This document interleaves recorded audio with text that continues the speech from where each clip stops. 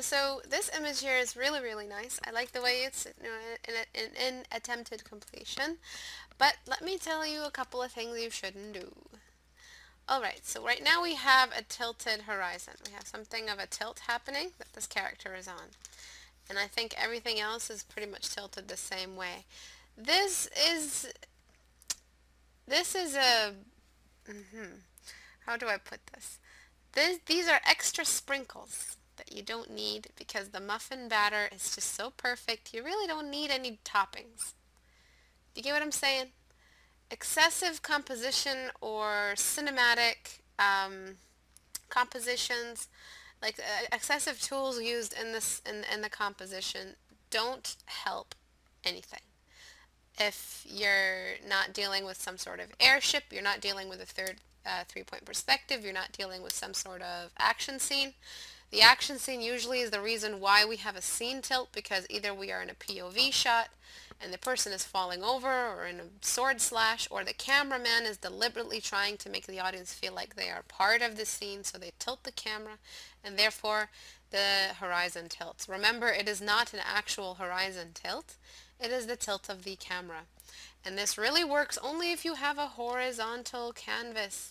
It does not work if you have a vertical canvas. What it feels like is this person is in a gesture, and the gesture is losing its balance, so this person is falling over. So, when we have a character that is standing on plain ground that is horizontal, with the edge of the canvas, and we have a character doing this, which is pretty much what I'm reading here, even though you have your barrels and you have your background. It feels like this person is sort of in a really, confused kind of gesture. He's kind of fallen, taken aback, but he's not really stable. If we ever do want to take photos of someone who is standing up and we want to showcase their costume, we usually just place them on a parallel horizon line. So parallel with the canvas, just a flat, balanced horizon line, nothing tilted, just straight. And that's what you should be doing.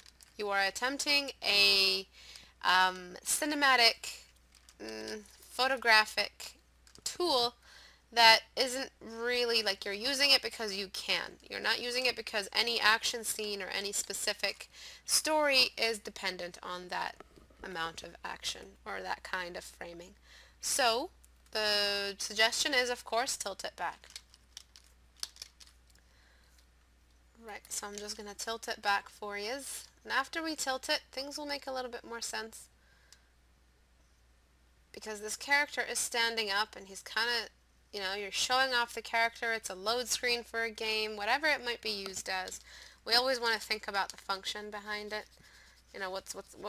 What is this going to be essentially used for? So I'm just going to fill these spaces up.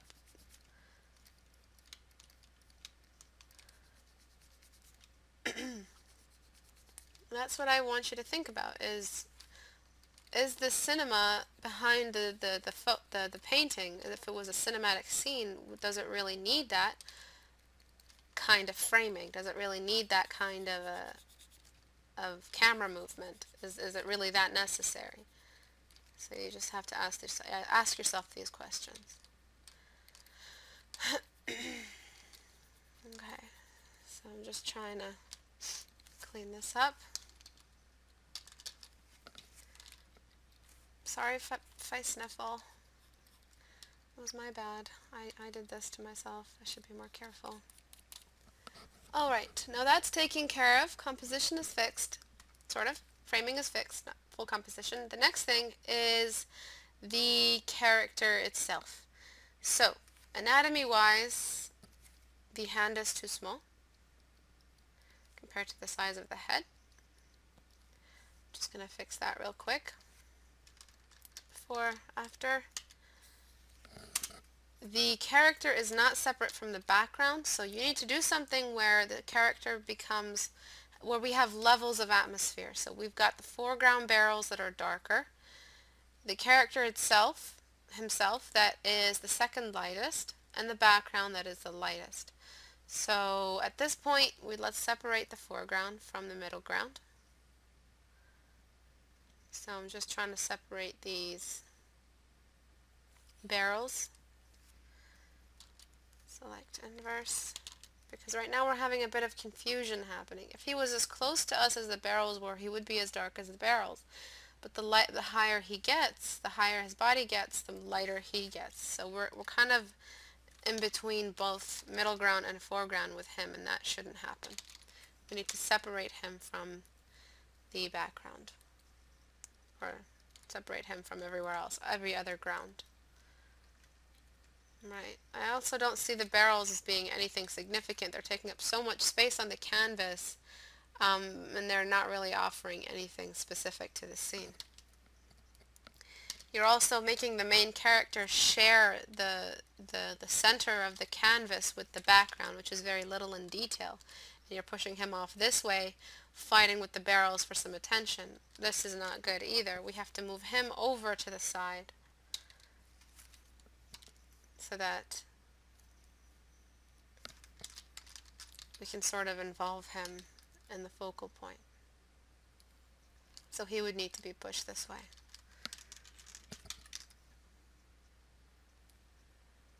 Towards some more sort of intrigue.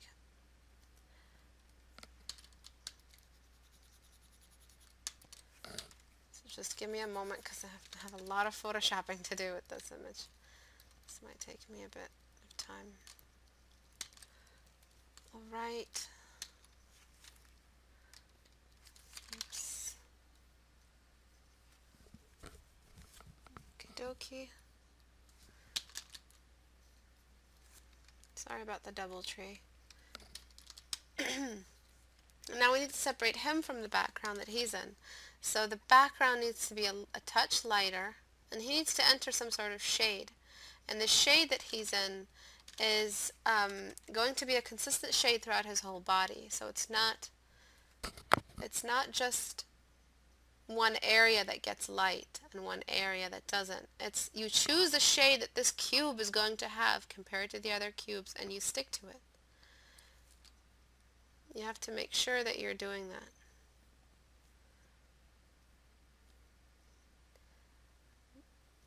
The wolf is also included, or the fox, or the dog.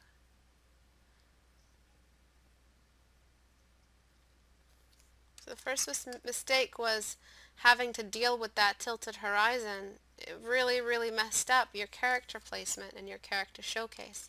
It got you thinking about stuff you really don't need to think about with just a glamour shot or a fantasy glamour shot like we have here. I think I'll just take, because that staff is too complicated. So I'm just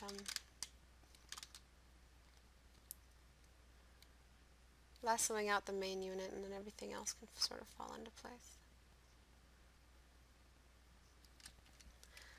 Okay.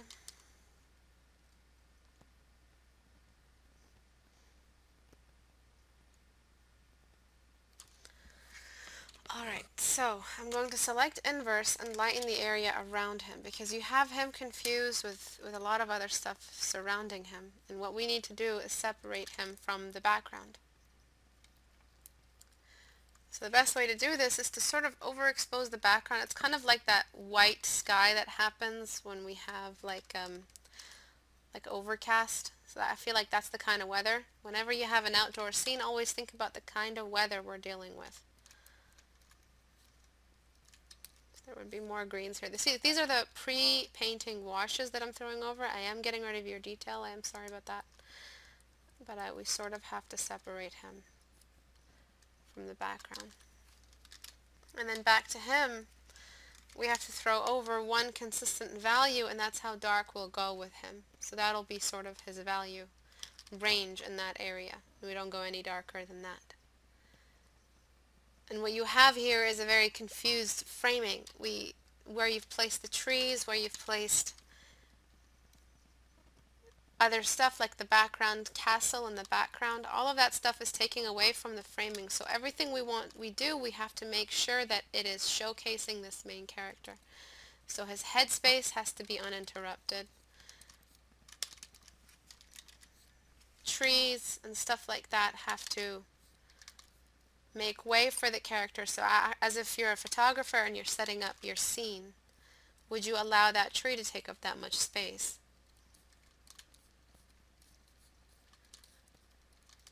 So I'm just throwing in some random detail here so we can fill up that space.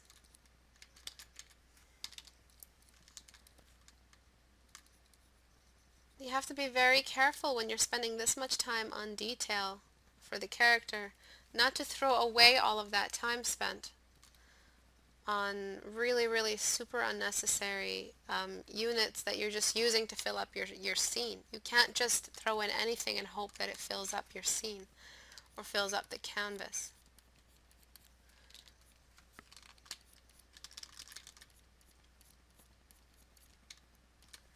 You have to be very careful.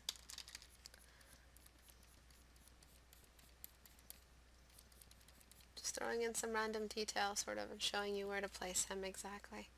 And let's sort of throw in actually let me preserve this. Oops. Let me preserve this lasso so I can use it again. So let's throw over a color mode on black and just test out the values. What we have here is a really sort of unbalanced spectrum where we've got, let me get the dodge tool on shadows, where we've got darks that are as dark as the foreground on his person. And that's really, really bad news, because at that point you're making it feel like this part of his body is disconnected. How could it be this black if the foreground itself is this black? The further you go, the lighter you get, the closer you get to the camera, the darker you get. Also, the staff width seems a little thin. Doesn't seem like a sword or an axe that thin could manage or hold up against, whatever it is in battle that he has to face. So I got rid of the colors, and I'm going to keep it that way.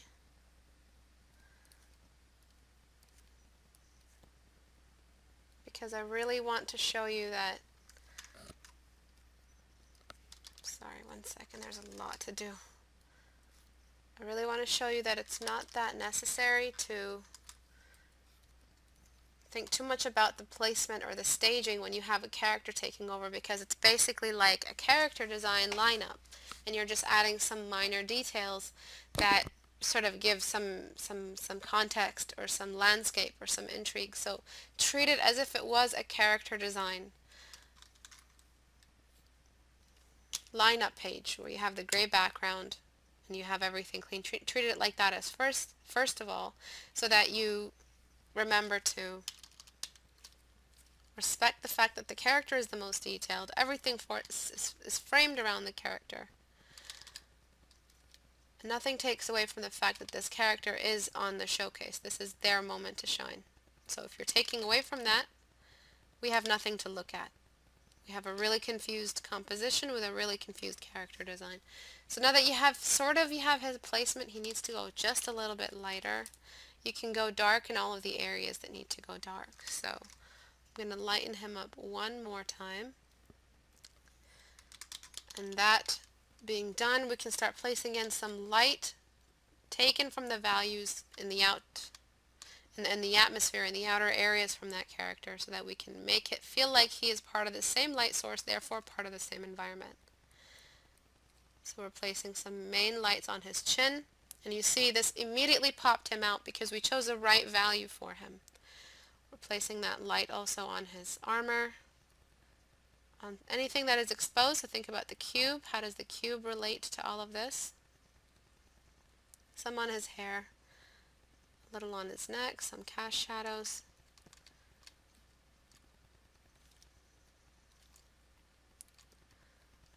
So now we're unifying the light source. We've framed him in the according sort of places where he's supposed to be on the canvas.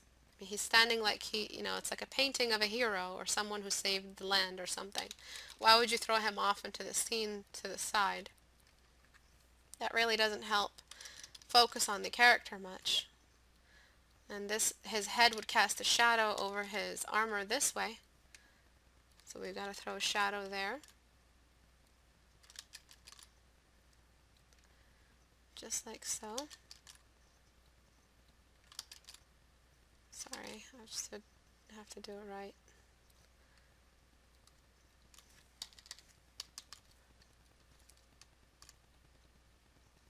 And now we can bring in shadows in areas that only where that shadow is needed. So areas that are really compacted in between two major opaque spots in between, like two opaque spots such as the hair and the neck and the armor. This is like a cave that's turned into a dark spot like the face.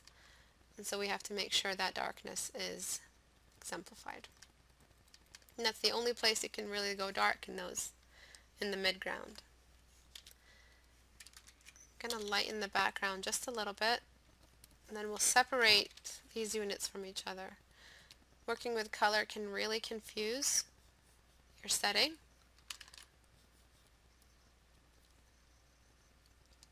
Very, very much. So can I get that lasso again? Thank God I saved. Select inverse. Actually, no. Select inverse. Whoops. And now we can darken again, only places that are in shadow, thinking about the core shadow. So again, treating it like a cube.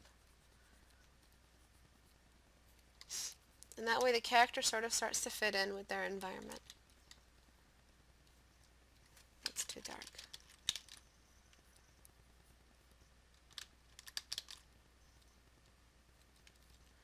And we're going to lighten up other areas as well, so on the face. This whole character needed more contrast, basically.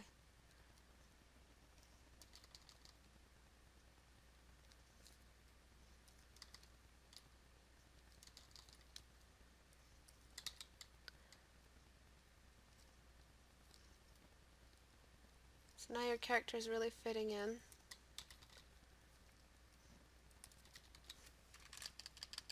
With the landscape, we're giving some glare onto his armor. A little bit on his face. Oh, I haven't lightened that area yet. Any areas where we've got whites, areas with more armor in them, have these reflective light spots that travel along from secondary light sources. Exposed areas also get some detail. So everything that we've done right now is we've sort of gone back to the basics. Thinking about where your light source is, staging your character right. Never go too complicated if you're not ready for that, because what you'll do is you'll cripple your potential. If you're deviating away from the basics too much, it will show, and it will be very, very ungraceful an attempt. Save that stuff for when you're bored of the basics. And I know this sounds harsh, but you have no right to be bored yet because you haven't tried enough of that yet. And I know that I don't know much about you personally. I don't know really who this person is, but I have a feeling that just from seeing, where you are right now on this painting, I feel like you haven't tried this composition enough yet for you to be attempting a break or a stylistic break, You gotta earn that sort of deviation away from the basics. Stick to the basics for now. They'll reward you. It's not a bad thing to stick to the basics. So I'm just bringing in some highlights for the hair, some more detail. I'll probably bring in a secondary light source in a sec. This is what you should have been focusing on, where instead you were sort of confused and at a lack for what to do with the image because of the kind of composition you were focused on. That kind of tilt in the horizon demands action. It doesn't really feel appropriate to the scene if it's a single standing character against a background looking into the distance, showing off the hunter or something, or the guardian or whatever he is.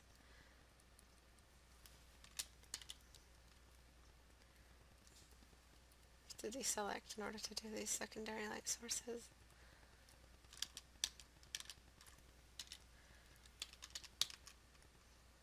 So never, never, never, sorry to say this, fuck around with your composition. It will show. Don't you do it. So now we're just detailing, adding some interest in all the areas that are supposed to have it. Now adding a background will be easy. Dealing with the background, dealing with all of that stuff can be and will be easy because we're thinking about the character first. He will demand the attention of the scene. Nothing has to be as rendered as he is. See how confused I'm on a lot of drugs right now. As he is. So we have to detail him as much as we would in a character design lineup. So when you have a character and you have a canvas and you have a bunch of characters standing in them, detail him as if you are trying to showcase this character. Everything around is a step down. He is the 100% of the detail that's going to happen in this image. And everything else is a step down.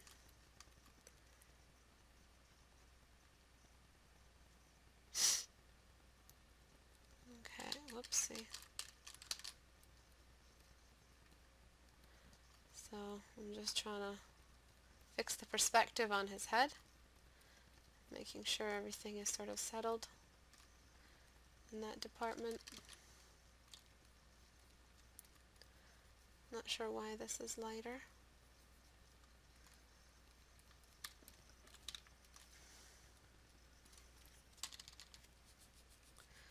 So we're just trying to separate him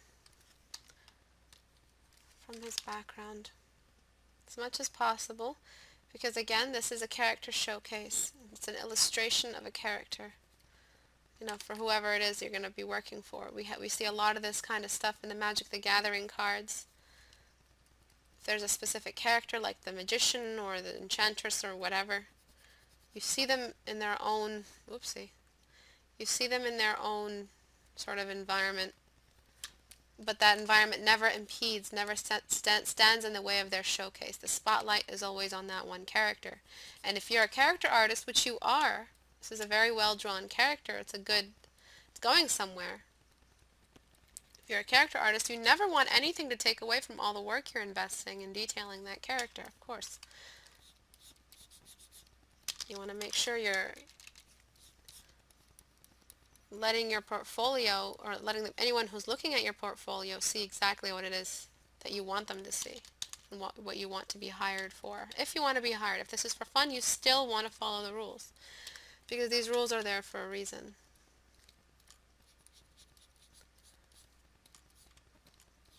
And if you're saying fuck the rules, these rules also are the rules that tell us, the cube is important. These are the same rules that tell us it's really good to separate your background, foreground, and middle ground. So these are the rules that will benefit you.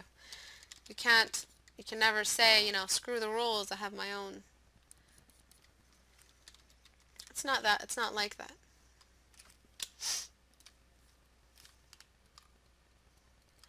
So now that we organized him against the background, everything seems to fit in a little bit better, in my opinion. And if you do want to bring in an environment, you have to base the environment off of his position on the canvas. So you can't over detail, you can't darken too much. These barrels in the foreground, they are completely taking away anything that this character is up to. So let me just get rid of them. Let me show you sort of what happens if we just shrink them and push them off to the side a little bit. And they'll sort of serve their purpose. Yeah, there are some barrels. Maybe this is a camp that he's visited. But that would be it. Those barrels are almost as big as he is. So composition also tells us you have to think about scaling and sizing of objects and props. So if you were a theater director and you were directing a play and you had a bunch of props, would you reasonably make the bed larger than it really is? If there was a bed scene and there was a bedroom. And I want everyone to answer this question. Would you, as a theater director, make that bed larger than it has to be function-wise? No, because the function depends on the fact that you've got, the right size going for the bed. Same thing here. What's with the barrel? Why is the barrel almost as large as he is? If the point of the barrel is just to be a barrel and a prop on the stage. You don't want to give over importance or invest an unnecessary amount of importance in an object that's actually taking away from the main character, which is this fella right here.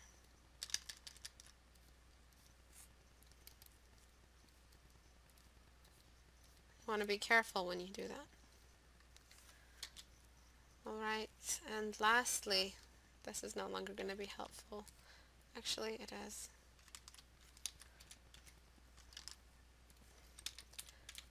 His position is still a little bit unstable. It doesn't seem like there's much gravity pulling on him. So we have to sort of pull him onto the side and align him with the canvas. Again, as if you are taking a photograph and you want to balance him against the background.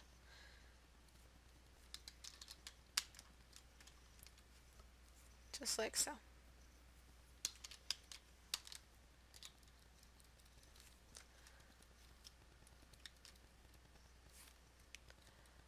I have to erase some of this stuff. That select tool did not do a good job.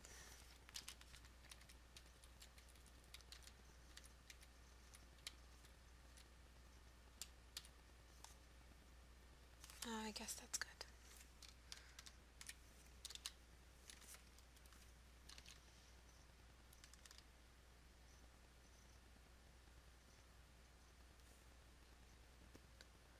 Just trying to straighten him out again. So there were a bit too many, there were too many mistakes for me to really be able to cover them all. But I hope this covered some of them for you.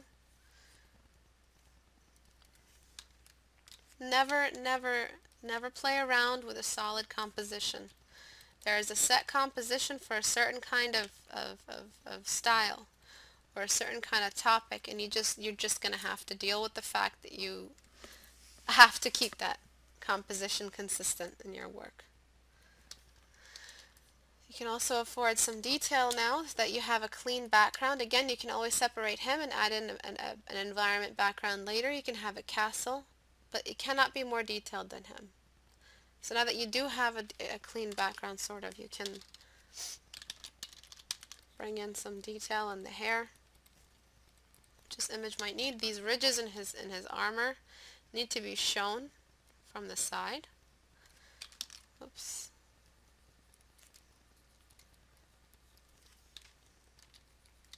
So you need to show where these ridges happen.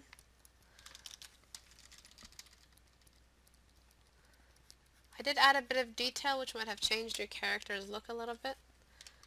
Sorry about that. Find that edge. So that tilt, to be quite honest, was doing nothing for you. Think of something else sort of to do with your composition next time, and always try to keep it basic. Don't try to flower it. Don't try add in sprinkles that you don't need for your muffins.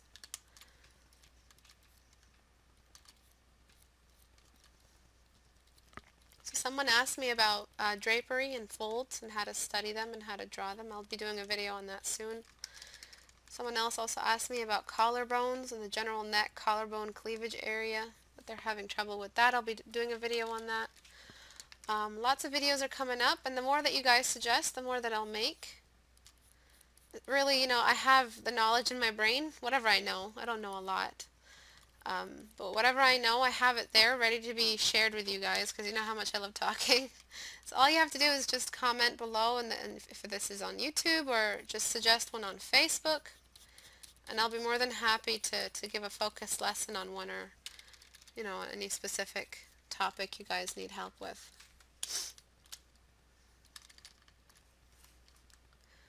Alright, thinking more about some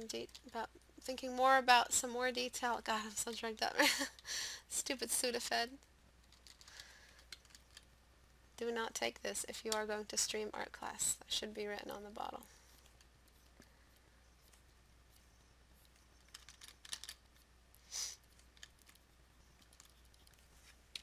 Okay, so I'm just adding some more detail. His chin seems to be a bit extended, so I would actually enlarge his eyes. Oops. Bring in less ogre, more sort of handsome elf man. But you still want him to look like he's a tank. So that large jawline was a good idea, definitely. But I just want to bring in a little bit more pretty boy. Because again, this is a glamour shot on his life. So we took a little bit of the ogre away, which is the tilted eyes downward, and we tilted the eyes up a little bit. And that sort of did the job.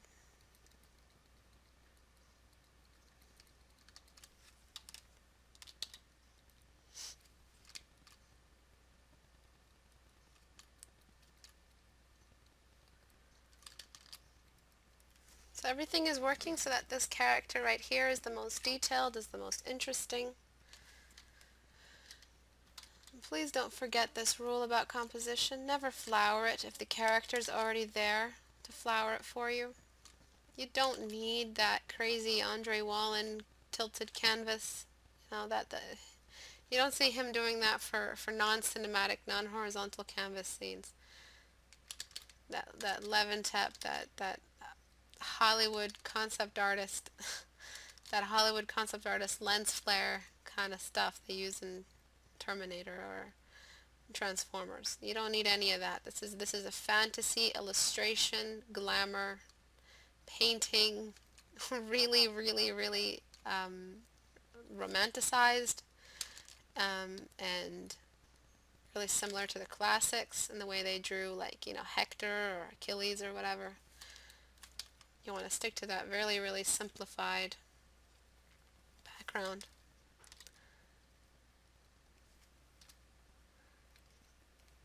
Your character will sort of blend in. So you might want to bring in some more grass in here. This grass over here will be darker, of course, because it's in the foreground.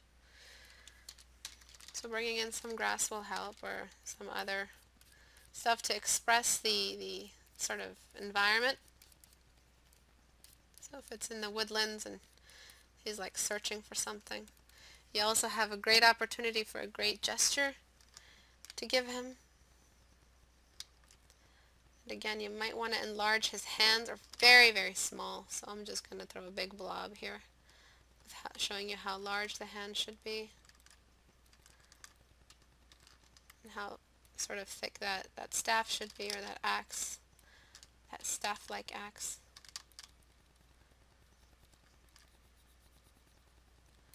So we're trying to separate foreground from the background as much as possible. And we create like a bridge, so dark, medium, and light, and then you'll know the exact shade you need for anything in the background.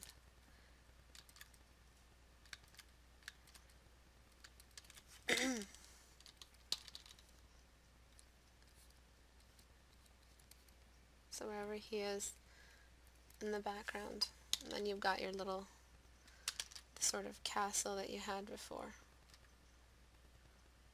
Not really sure how it looked.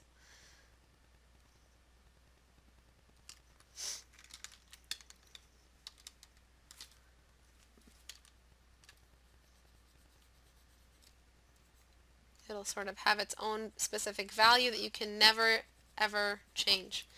You have to keep it that specific value. If it changes from being that value, it will no longer stay in the background. Same with this tree. It cannot have a gradient on it. So we're going to have to give this tree its own specific value. And it cannot escape that value. It has to stay within that value.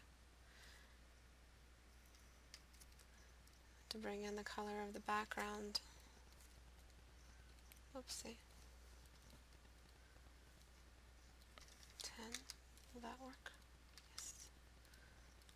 So the color of the background is sort of peeking through. Again, you might want to make the background a little bit light so that we sort of have some contrast.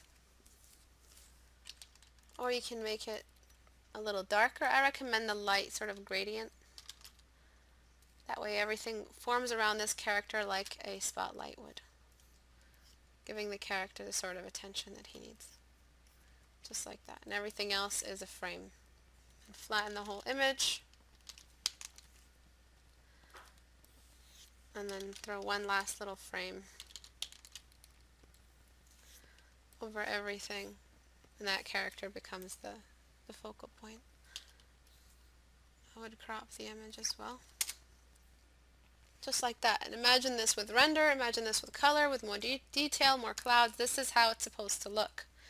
It's supposed to have this level of concrete organization. You can't attempt stuff that is meant to be for some other wholly different kind of composition on something vertical. You can't attempt horizontal composition staging rules and staging principles on vertical portraiture character design concepts. So this was not working. It has opportunities where it can work, but if you have the horizontal composition, if you see it done by other artists and you think it looks good, it probably doesn't. It's probably because they're not using it right. The canvas isn't horizontal enough. When you have a canvas that is vertical but is this thick, there's also a problem with how you're going to fit everything in there. So either go vertical or go horizontal, and that's it. And then you'll know the limits you have within each. You can't attempt standing characters in horizontal images because they will not fit in them. It will just not work. So I'm sorry the critique has, it lost the color. I can't focus on color and everything else at the same time, but this is a much more organized way to have this character. If you wanted a gesture, if you felt like the gesture was too boring, if you wanted to make it feel like he was, part of a bigger scene, so it's vertical, but also there is some action and gesture involved, you're going to have to start studying some figures. You're going to have to bring in some sort of figure, some sort of, pose that inspires you, that you're going to stick with when you render this guy. But as for where you were before, there was too much confusion with the barrels. Like the barrels seem to be really heroic. Those are some heroic barrels right there. The barrels are like ready for action. Like if this was a League of Legends spread, the barrels have to be part of his, Gragas. Like the barrels have to be part of his, attack. They have to be part of his powers. That's what I'm saying. You're putting in stuff that you're deliberately telling us to look at, and then we're looking at them and they have no severe importance to the scene. So that's why you got to shrink them and get them out of the way if you just want him to be in some sort of camp scene. So again, think about what it is you're trying to stage if you were the director of the play. And after that, everything sort of falls into place. Okie dokie. Sorry if it was a bit all over the place. I just felt like because you finished it, you placed in so much effort already in your image, I had to take a look at it. Alright, so some portraiture. Dante. Let's take a look at Dante. What you have here is a really Dante is a pretty boy. He's a pretty, pretty, pretty boy. So you have to bring in some female signifiers with male signifiers and mix them in there. So that male elf that I was talking about. So larger eyes. The eyes are way too hood. I feel like this was a study of a face that you attempted, and then you put on the Dante uniform or the Dante cosplay on it. I feel like that's what you did, because that's not what Dante's face looks like. Like Dante's eyes are very specific. They're extremely anime and extremely girly. I should know I had the biggest crush on him in high school. Not really, I'm not the Dante expert, but whatever. Alright, so see what I'm doing? I'm placing in that high cheekbone. It's a bit lower for men. That chiseled jawline. The triangle of beauty or cuteness. In this case, it's just beauty because the eyes aren't large enough. The nose.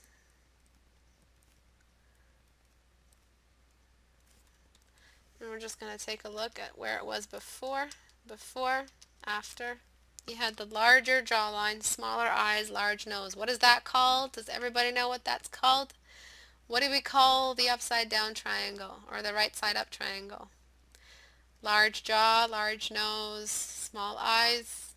What is this? We call it the what? I heard Kuro say it. The ogre. Uguru.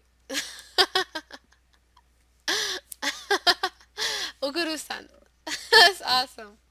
The ugly mofo. Yeah. The ogre. Because that's not what is beautiful, as we have seen many times. You want to look at, the most handsome supermodel, male supermodel out there. He will have the female beauty signifiers. That's it, period. And if you just remember these in your designs, you will not accidentally create this. You also removed a big aspect of the beauty signifier in eyes, which is the eye crease, the crease of the eye. If you decrease, if you remove, if you decrease, you invest a lot of age. Aged faces have a hooded eyelid like this. You don't see the crease of the eye anymore. So this eyeball, this line, if you get rid of it and place it with that, the person looks old because that's one of the places that ages on a face. You get saggy skin, and that skin sags. Also, Dante has really light eyes, so please don't forget this. It's very important. And I'll sort of cover the rest of the face in a second.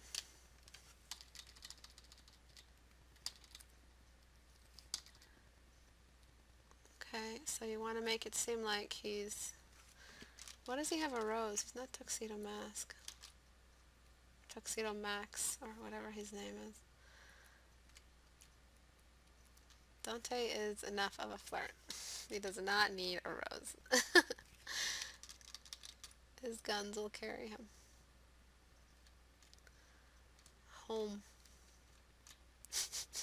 Remember that time I fangirled all over Kakashi? Well, that does not sound right. That was so dumb of me. Can't believe I did that. Okay. So another thing that's happening on the face that I really don't understand is the crease midway. So, talk to any hairstylist. They'll tell you, men just simply don't crease in the middle.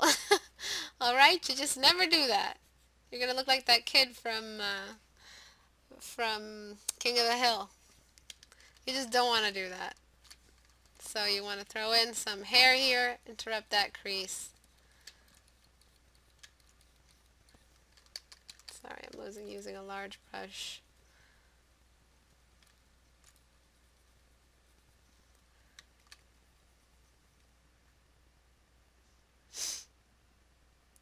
What?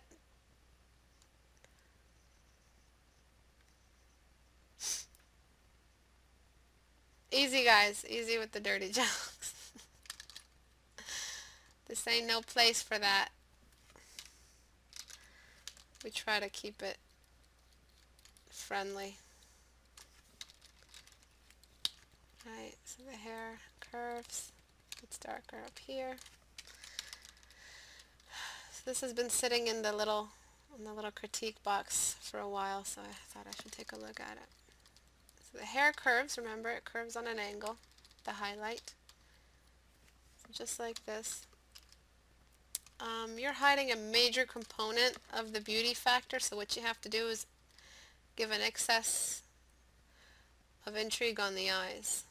There's also way too much yellow in his face. I'm just going to bring that down. He is like vampire-like, isn't he? It's way too much yellow. And you want to create some contrast for his eyes where you sort of make up for the fact that his lips are hidden. So if you want to sort of balance it, you feel like you're losing a major component of the beauty of this show, of this character, you're going to have to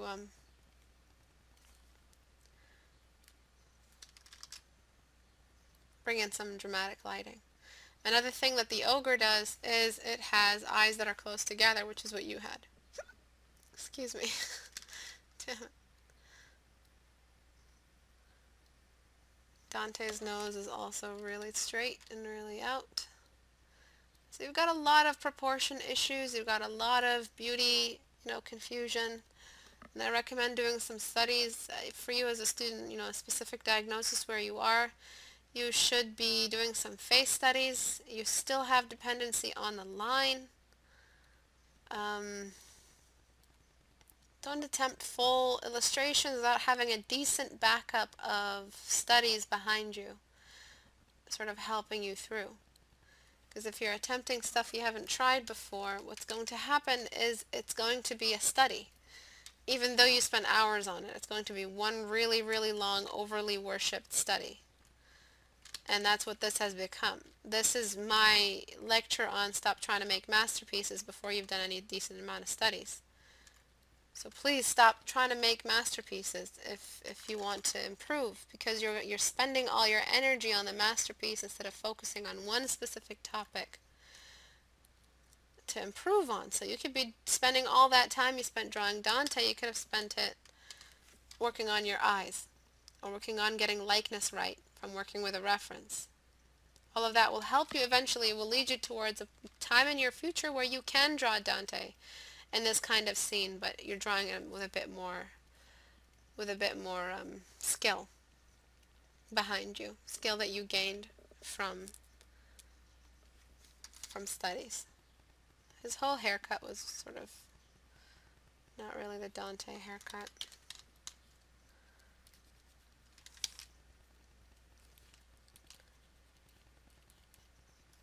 Dante's haircut is a little bit more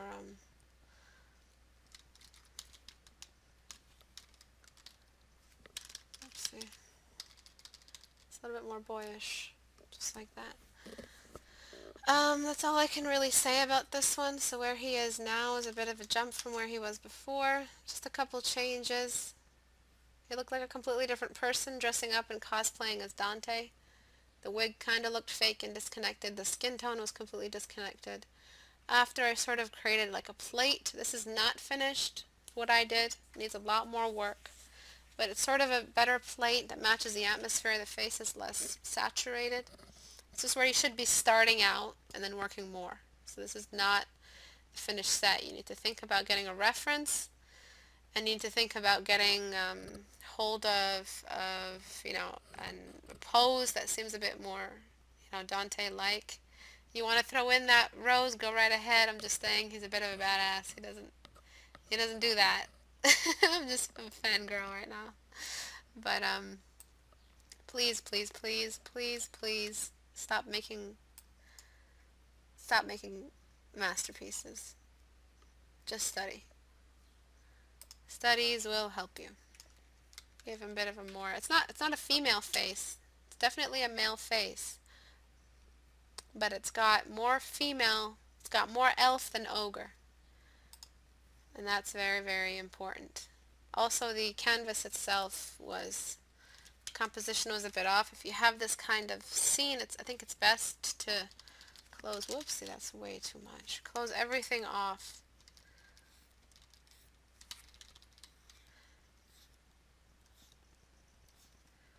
Except for, start casting some shadows. So that would cast a shadow on that. We're getting a bit more drama this way. The hair might cast a shadow on the face. So we've got chunks of hair. I want to bring in that drama. And please, please, please don't use orange as the base tone for skin, especially if you're drawing a dead guy, or like the son of Sparta or whatever. I'm such a nerd. I see a lot more. Where's darken? Whoops. This half would also be dark, and then you'd get the light on this eye to be illuminated. That's too much.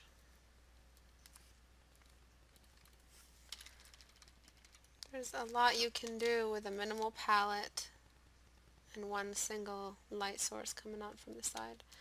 You don't have to spend hours on details that aren't even guided by a reference at that point. They're just really misguided details. And then everything in between would be a little bit lighter. So in this sort of window, dodge tool on midtones,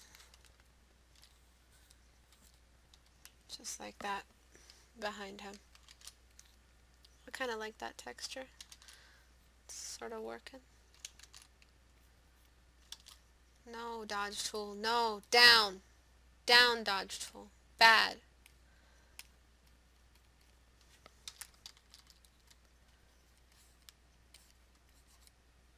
So you see, now he's separated from the background, which is really, really good. Before he wasn't. One last little desaturation for the skin. I'll show you the before and after.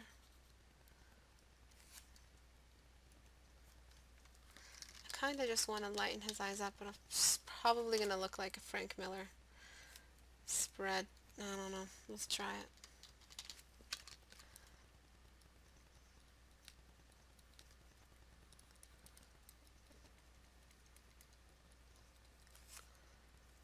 Come on.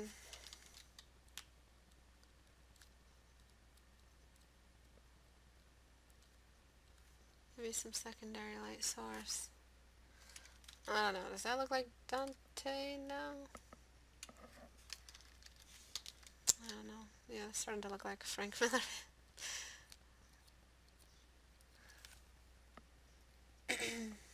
Flatten. And then this nostril. Some nostrils are just not visible in 3/4 view, alright? Let go. People, you need to let go of that missing nostril. Just let go, let it go, let it go, let it fly, let it leave the nest. Y'all are so obsessed with that nostril. Like, my God. Let it go. Let it go, it's the spy. If that's what you're... Please, please, if the nostril isn't visible, it's not visible. That's it. Done and done. 3/4 view sometimes hides the last nostril, and that's it. Let it go.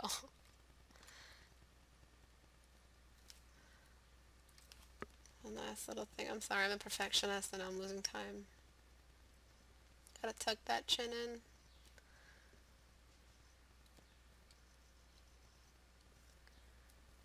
Just like that. And then finally, one last. I keep saying one last like it's actually gonna happen. His fingers are orange. You might want to throw a wash over the whole image, so I recommend a blue. Because y'all know I love my blue.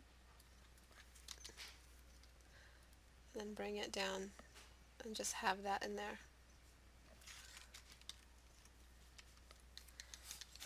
Erase away what you don't need. No, it's wrong.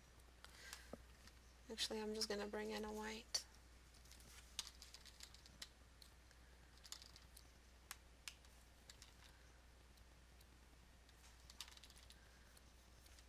This way we're getting a sort of a more, focused composition.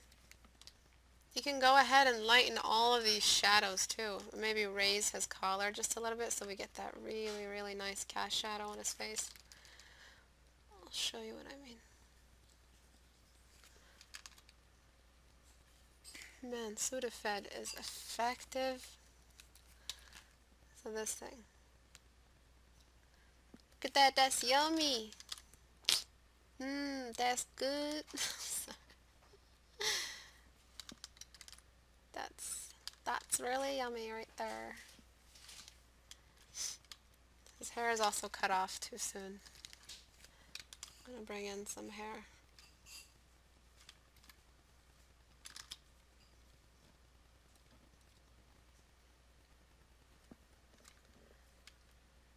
Just like this. And the edge of his face does not happen right under his eyes. It happens just on the side. And then we'll have a secondary light source creating that clash on his face, just like this. So you're going to have to decide what kind of light source is coming. For now, I think I'm just going to call it a night. Just one last little cast shadow from his hair. I'm obsessed. I'm obsessed with drawing. I can't stop. Somebody stop me.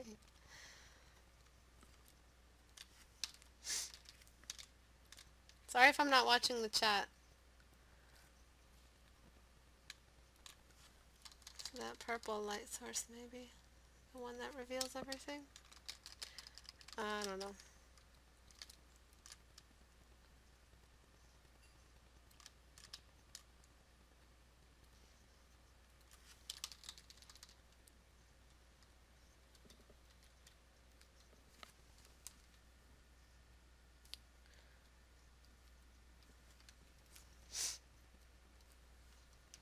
Terra liquefy. Just gonna pull down that nose.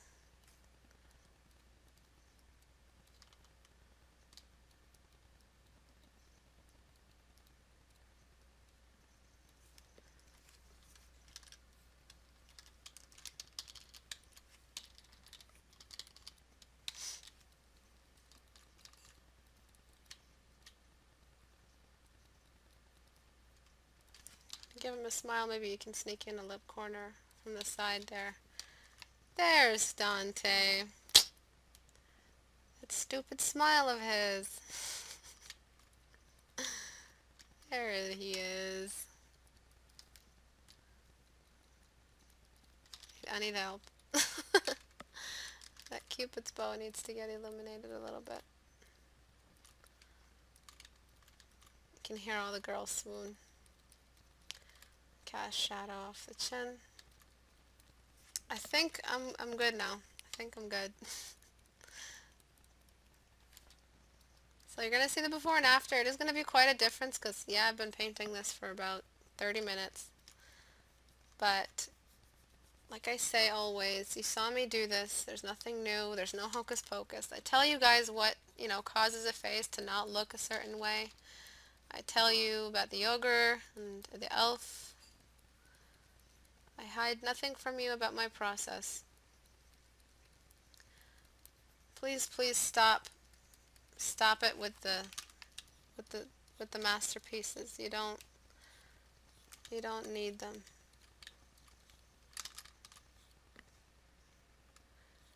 Might want to throw one of these in there.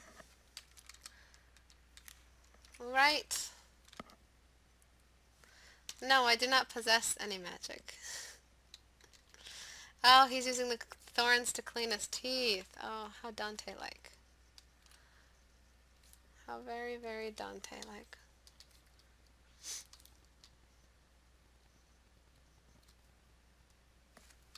No, it's too Frank Miller for me.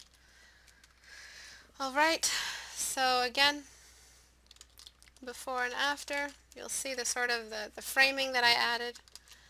Added that nice little detail change. It's a nice little change. It's a small detail that changed a lot about the composition. Again, cosplay. Kind of looks like, kind of looks Asian because you had the missing eye line. Because Asian eyes have hooded eyes. The fat is collected near the top lid, so there is no crease. And after we brought in that romantic sort of blue wash, brought in some more elf. Do you see the difference between the elf and the ogre? I just need to see that you guys see the difference. He lost some weight, had a couple hundred surgeries, but he came through. Yes, big difference. And the reason why there's a big difference is because we focused everything, we approached it from all sides. We fixed anatomy, we fixed composition, we fixed portraiture, we fixed the lighting. We thought about the cube. This part of the body is going to be in front of this part of the body, so there's actual cast shadows. Bringing in a cast shadow is a big deal. It's no small feat. Excuse me. Alright, boys and girls, this is what studying does for you. Studying is good. Eat your vegetables. That area would be darker. Please, guys, stop trying to make masterpieces. It's not gonna work.